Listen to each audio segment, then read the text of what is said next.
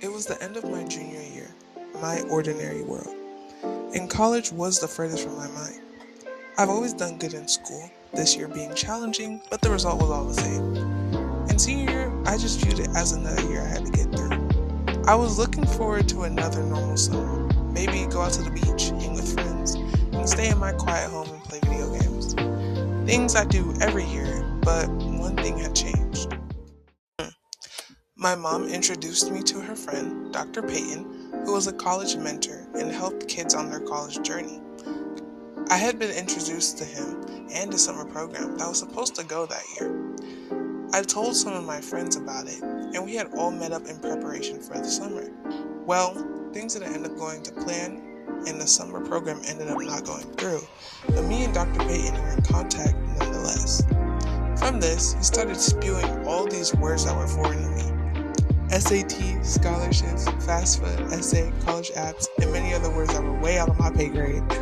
He told me about the boatload of work that I needed to do for senior year and what I should have done throughout my years of high school. Already, I knew I was behind, but the first thing on my plate was the SAT. Now, let me tell you a little bit more about me. If I'm tasked to do something and I have a due date for it and I need to study, you better pray for a miracle because 9 times out of 10, I'm not going to do it. But my laziness wasn't the full reason why I didn't want to take the test. I was insecure. He wanted me to do all this smart people stuff that I never thought I'd be in the running for.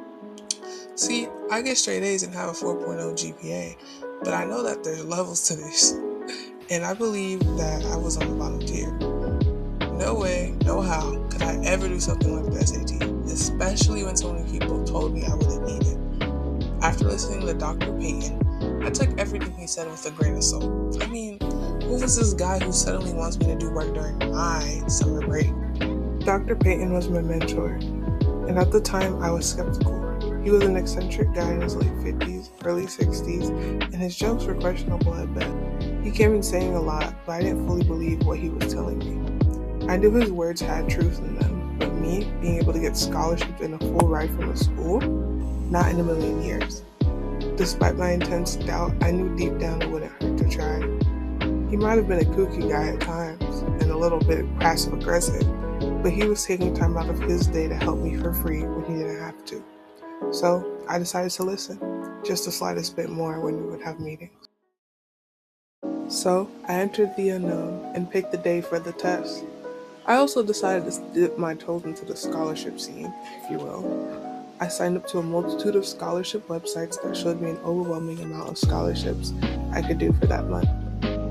I spent the last month or so of my summer just doing scholarships and glancing at SAT study guides. It all wrapped up when I started my senior year. The first big thing we'd be working on, personal insight questions. The dreaded college essays I've heard so much about.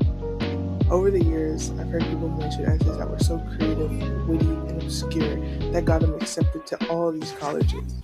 Now, I love to write, but my confidence with my writing was very low despite the good feedback I'd always get on it. So when it came to personal narratives, I was not excited.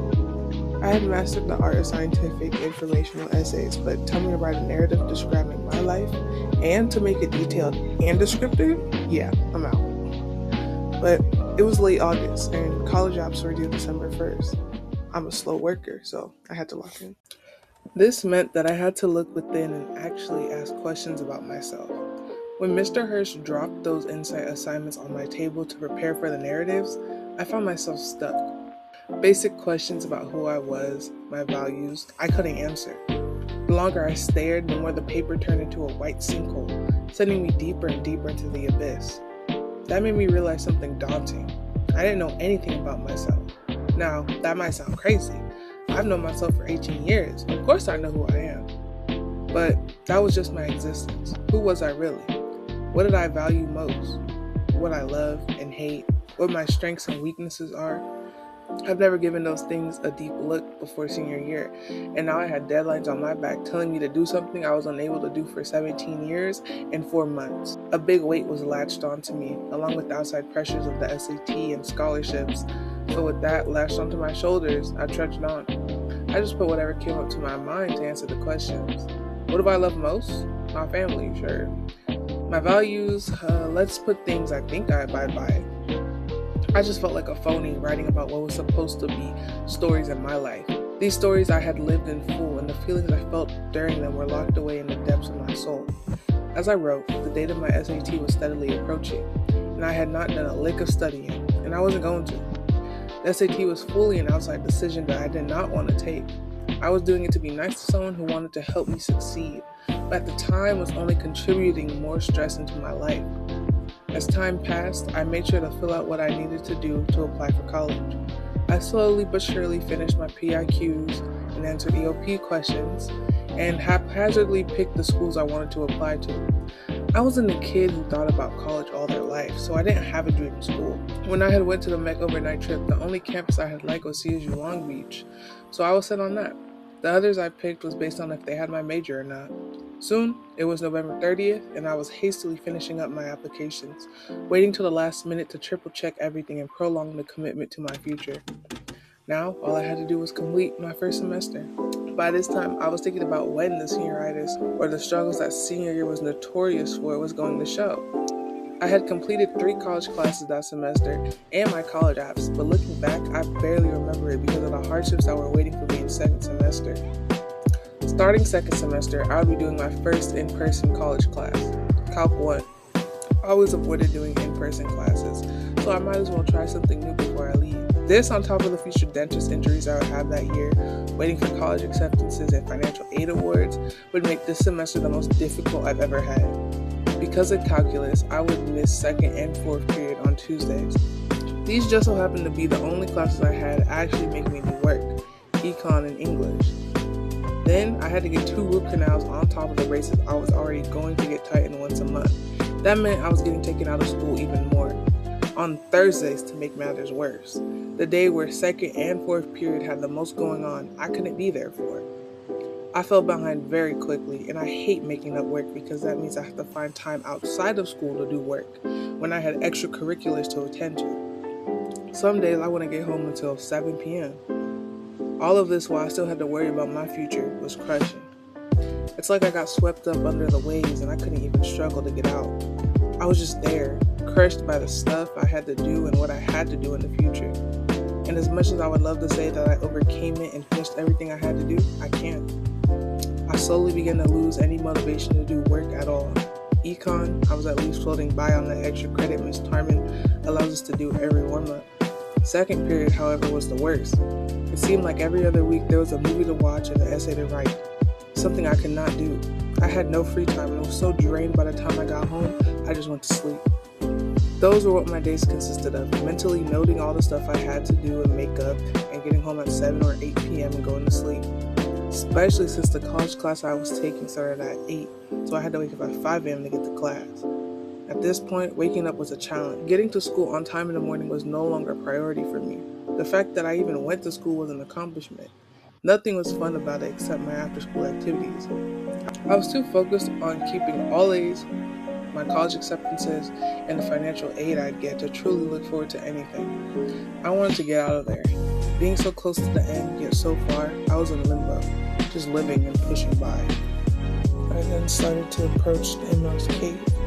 Despite feeling like I was stuck in the same place, time still passed. And as time passed, the deadline to pick a college creeped ever closer. So far, I was getting acceptances to every college I applied to, which was great, but narrowing down the college was hard. Since I didn't have school in mind, I had to wait for financial aid to figure out where I was going. That meant waiting till every college gave me an award. This was difficult because while people were already planning for their future, my future was uncertain, and I just had to wait and see what would happen. Soon, May 1st was right around the corner. I had made it more than halfway through the semester, and during that time, a lot had happened. To my surprise, my work ethic the last 4 years had paid off and got me 2 full rides to 2 HBCUs. I was so shocked that I cried when they gave me it. I had never thought that I could get something like that, but here I was, 2 full rides under my belt. Schools that accepted me started sending me 8 offers, and they all varied. So far, UC Merced gave me the most, and it was the end of April, so I was mentally preparing to go. It wasn't until I get an email from UC Santa Cruz titled, "Congratulations." I was confused at first. I haven't heard from Santa Cruz since I got accepted to them weeks ago. The email said that I had won a Sabache scholarship, which meant my entire 4 years would be covered. Unlike the other school rides, this one gave me all the information up front. They said they wanted me to focus on school and not have to worry about other expenses. This is my dream come true, my reward for all the struggle I was going through. It had given me a slight relief in my year.